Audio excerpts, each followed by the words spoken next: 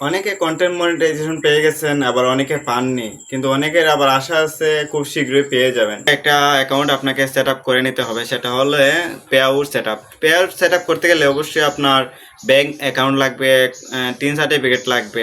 আপনার অ্যাকাউন্ট খুলবেন, সেই ব্যাংকের একটা সুইফট কোড আপনার লাগবে।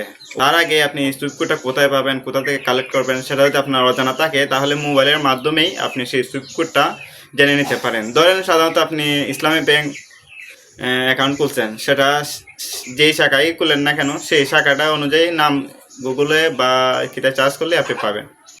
তাহলে চলুন দেখে নেওয়া যাক বা কিভাবে আপনি কালেক্ট করবেন সেই পদ্ধতিটা আমি দেখাচ্ছি মোবাইলের স্ক্রিনে।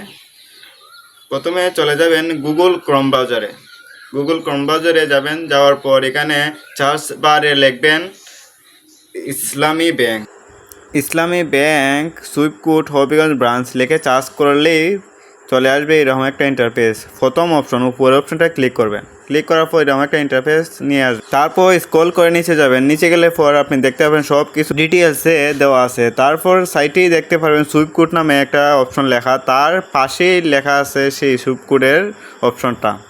আশা করি বুঝতে পেরেছেন, এইটাই আপনার মেইন সেই পে আউটের সুইফট কোড ব্যাংকের, সেটা আপনাকে অবশ্যই দিতে হবে।